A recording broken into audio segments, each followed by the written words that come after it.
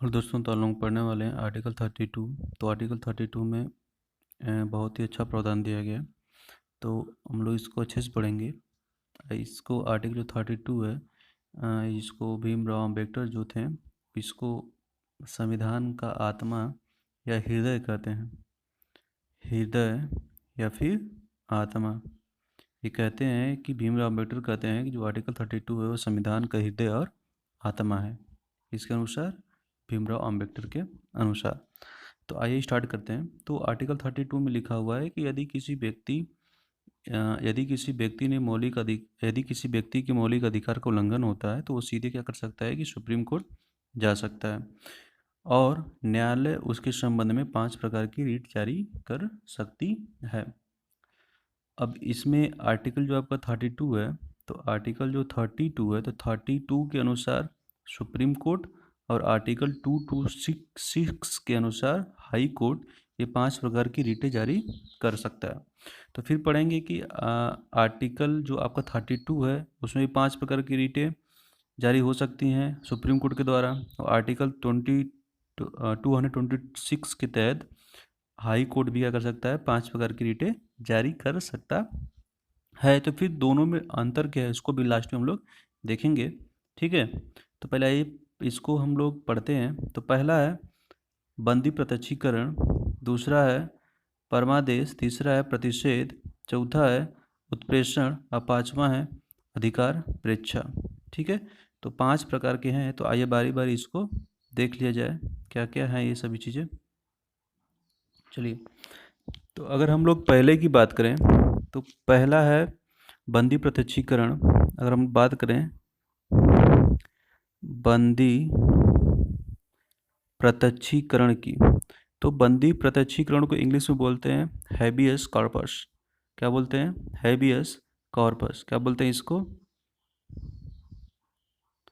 Habeas corpus. जिसका मतलब है कि जिसका मतलब है शरीर प्राप्त करना। जिसका मतलब क्या है? शरीर प्राप्त करना। यानी कि कोई व्यक्ति किसी व्यक्ति ने किसी अन्य व्यक्ति को अगर बंदी बना रखा हुआ है तो न्यायालय ये आदेश जारी करती है कि उस व्यक्ति को क्या करें कि न्यायालय के सामने प्रस्तुत करें। और न्यायालय जब के सामने प्रस्तुत होगा तो न्यायालय उसकी जांच करेगी कि जो व्यक्ति बंदी बनाया गया है और जिस व्यक्ति ने बंदी बनाया है उसके पीछे पर्याप्त कानून है कि नहीं। अगर पर्याप्त कानून नहीं है तो क्या होगा कि हाई कोर्ट या सुप्रीम कोर्ट जो होगी उस कैदी को मुक्त करने का प्रावधान कर देगी। ठीक है, जो ये बंदी प्रत्यक्षीकरण का जो रीट है, एक बात ध्यान दीजिएगा, एग्जाम में कई बार पूछा भी गया है। निवारक नज़रबंदी की स्थिति में भी जारी किया जा सकता है। ध्यान दीजिएगा, निवारक नज़रबंदी की स्थिति में भी जारी किया जा सकता है। अब ये निवारक नज़रबंदी क्या है? इसके पहले बात ये इस पे हो चुकी है, चर्चा हो चुकी है कि ये होता क्या है। लेकिन ध्यान दीजिएगा कि जैसे किसी व्यक्ति को गिरफ्तार किया जाता है तो उसको 24 घंटे के अंदर नज़दीकी मजिस्ट्रेट के आगे प्रस्तुत करना होता है। तो अगर 24 घंटे हुए नहीं तब तक आप बंदी प्रत्यक्षीकरण रीट जारी करवाना चाहें तो फिर ये संभव नहीं है। ठीक है, और सेना न्याय के आदेश पे सामान्य रीट जारी नहीं की जा सकती। ठीक है, क्योंकि वो न्यायालय का खुद अपना जुडिशरी संस्था होती है, वो अपना वो सब जुडिशरी मामला है वो अपना खुद देखती है। लेकिन हाँ, वो प्राकृतिक न्याय का उल्लंघन करके कैद किया है तब तो फिर सुप्रीम कोर्ट या हाई कोर्ट उसको देख सकता है। ठीक है, इस बात को ध्यान दीजिएगा। तो अब नेक्स्ट है हमारे पास, नेक्स्ट हमारा है परमादेश। क्या? परमादेश। नेक्स्ट हमारा है परमादेश।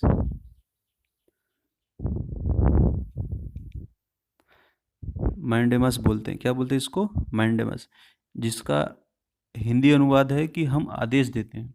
ठीक है, इसमें क्या होगा कि खुद आपका सुप्रीम कोर्ट या हाई कोर्ट आदेश देगा।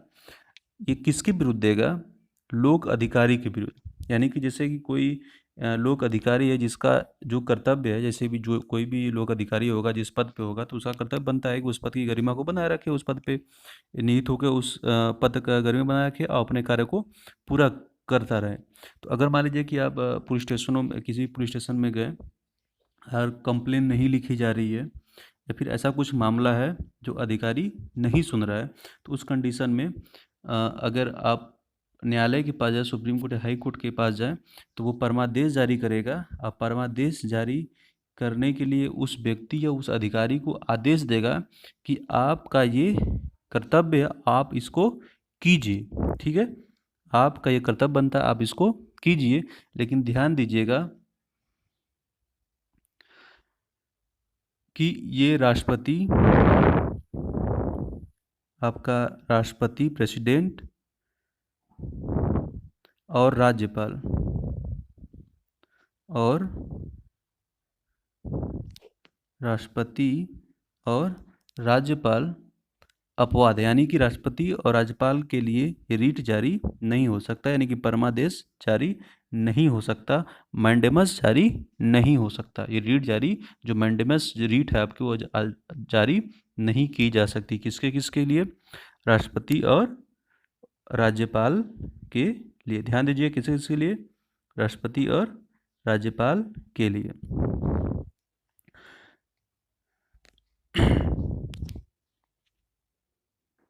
हाँ, और एक चीज़ और, ये बुक्स में आपको शायद न मिले, राष्ट्रपति और राज्यपाल के लिए तो मिल जाता है। उच्च न्यायालय या न्यायाधीश के विरुद्ध भी समान स्थिति में रिट जारी नहीं की जा सकती। लेकिन हाँ, अगर जो न्यायाधीश जो है, अगर वो कोई से प्रशासनिक कार्य संभाल रहा है तब तो हो सकता है, लेकिन वो न्यायाधीश का कार्य कर रहा है तब वो रिट जारी नहीं हो सकती उसके ऊपर, यानी कि परमादेश नहीं जारी किया जा सकता। इसके ऊपर, एक न्यायाधीश के भी ऊपर, उच्च न्यायाधीश के ऊपर। ठीक है, चलिए नेक्स्ट देख लेते हैं। नेक्स्ट दिया हमारे पास प्रतिषेध। क्या दिया हुआ है? प्रतिषेध।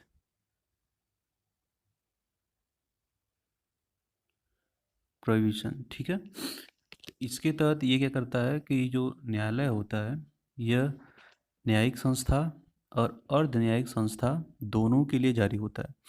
ये न्यायिक संस्था और अर्ध न्यायिक संस्था दोनों के लिए जारी होता है। तो न्यायिक संस्था पता ही है आपको, डिस्ट्रिक्ट मजिस्ट्रेट डिस्ट्रिक्ट न्यायालय हो गया, हाई कोर्ट हो गया। ठीक है, ये सब क्या है? न्यायिक संस्था है।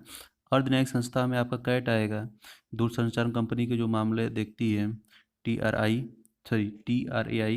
फिर NHRC जो है राष्ट्रीय मानव अधिकार आयोग, फिर आयकर अपीली न्यायाधिकरण, ये सब क्या है? अर्ध न्यायिक संस्थाएं।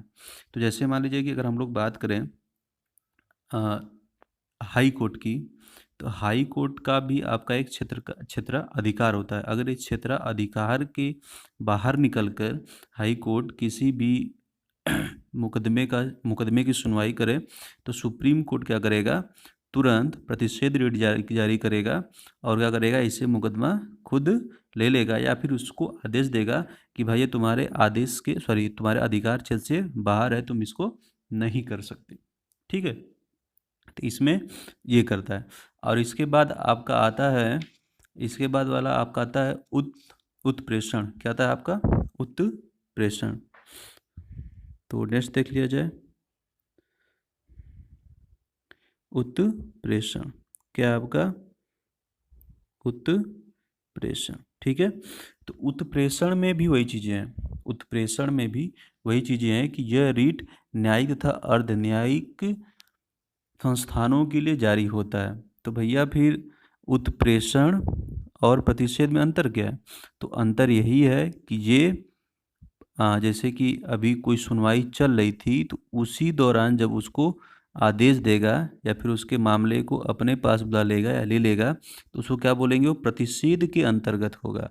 लेकिन यदि कोई मामला सुना जा चुका है, ठीक है, जैसे मान लीजिए कि हाई कोर्ट ने कोई मामला लिया जो उसके अधिकार क्षेत्र से बाहर है और उस पर सुनवाई भी कर चुका है, ठीक है, अगर उस पर सुनवाई भी कर चुका है, तो अगर बाद में सुप्रीम कोर्ट के अंदर ये याचिका गई कि भैया वो तो देखिए हाई कोर्ट के अधिकार क्षेत्र से बाहर था और वो उस पर सुनवाई भी किया है, तब उस मामले का जो जो उस मामले की जो सुनवाई होगी तो उसमें हाई कोर्ट ने कुछ निर्णय लिया होगा, तो उस निर्णय को सुधारने के लिए फिर सुप्रीम कोर्ट क्या करेगा, उसको अपने पास उस मामले को ले लेगा या फिर उसको आदेश देगा कि भैया तुम्हारे अधिकार क्षेत्र के अंदर नहीं था, इसलिए इसको हम निरस्त करते हैं। अब उसके बाद सुप्रीम कोर्ट की इच्छा, वो जो मन करे सो करे। ठीक है, तो ध्यान दीजिएगा, प्रतिषेध मामला सुनवाई के बाद और ये प्रतिषेध उसके दौरान होता है।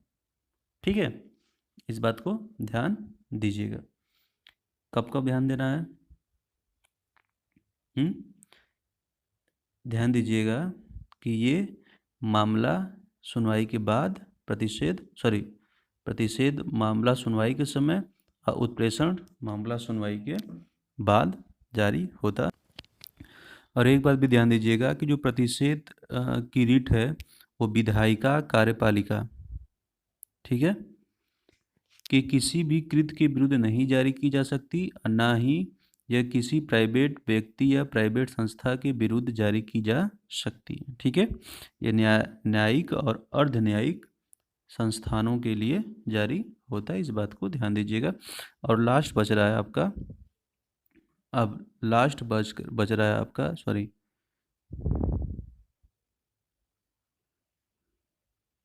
अधिकार परीक्षा। ठीक है, जिसको क्यो वारंटो बोलते हैं। क्या बोलते हैं? क्यो वारंटो। ये अधिकार परीक्षा ऐसे व्यक्ति के विरुद्ध जारी की जाती है जिस पर गैर कानूनी तरीके से कोई लोक पद प्राप्त करने का आरोप हो। ठीक है, और इस रीट के माध्यम से जो व्यक्ति है उस व्यक्ति को न्यायालय आदेश देती है कि भैया तुम इस पद को छोड़ दो, अगर ये सिद्ध होता है कि वो अवैधानिक तरीके से क्या किया, उसको हासिल किया। जैसे मान लीजिए कोई कर्मचारी घूस दे के या फिर जैसे भी अगर किसी पद को धारण कर लिया, लोक पद को धारण कर लिया, और धारण करने के बाद कोई व्यक्ति सुप्रीम कोर्ट या हाई कोर्ट में ये बताता है कि भैया ये तो फलाने ऐसे हुए हैं, तो अगर ये सिद्ध हो जाता है तो ये रीट जो क्यों वारंटो रीट जो है हाई कोर्ट या सुप्रीम कोर्ट जारी करेगा, उसके तहत उसको क्या कर दिया जाए, बर्खास्त कर दिया जाए। किसको? उस व्यक्ति को। तो अब लास्ट में समझते हैं कि इन दोनों सुप्रीम कोर्ट ये आर्टिकल 32 और हाई कोर्ट 226, तो फिर ये 5 प्रकार के रीट ये भी जारी करता है, ये भी। तो फिर दोनों में डिफरेंसेस क्या है, इसको ध्यान से सुनिएगा। तो जब ये सुप्रीम कोर्ट रीट जारी करता है तो सुप्रीम कोर्ट रीट जारी करेगा बंदी प्रत्यक्षीकरण में, जब रीट जारी करेगा तो फिर वहाँ पे वो सुनवाई नहीं करने लगेगा। ठीक है, वो बोलेगा कि भैया इसका मौलिक अधिकार का उल्लंघन हुआ है, अब उल्लंघन हुआ है, इसको बंदी प्रत्यक्षीकरण से बचाएगा, और उसके बाद फिर जो मुकदमा होगा जो भी, वो फिर निम्न स्तरीय न्यायालयों से फिर चलता हुआ, फिर बाद में भले सुप्रीम कोर्ट के पास चल रहा है तो फिर देखेगा, लेकिन तत्काल में वो नहीं देखेगा, इस बात को ध्यान दीजिएगा। ठीक है, लेकिन हाई कोर्ट में अगर वो रीट जारी करता है तो फिर अपने पास सुनवाई भी कर सकता है। यानी कि देखा जाए कि हाई कोर्ट का जो क्षेत्राधिकार है सुप्रीम कोर्ट के क्षेत्राधिकार से इस मामले में अधिक है। ठीक है, और दूसरी चीज़ की जो सुप्रीम कोर्ट है सिर्फ मौलिक अधिकार का उल्लंघन होने पर ही 5 रीट को जारी कर सकता है, लेकिन हाई कोर्ट जो है वो मौलिक अधिकार वो अन्य अधिकारों का उल्लंघन होने पर भी जारी कर सकता है, इस बात को दिमाग में बैठा लीजिए। ठीक है, दूसरी चीज़ कि यदि तथ्य सही है तो सुप्रीम कोर्ट जो होगा वो रीट जारी करने के लिए बाध्य होगा। तथ्य अगर मिल गया सही तो बाध्य होगा, लेकिन हाई कोर्ट बाध्य नहीं है, कि यानी कि वो जारी कर भी सकता है और नहीं भी कर सकता है, वो उसकी इच्छा पर निर्भर करेगा। किसके? हाई कोर्ट के। ठीक है।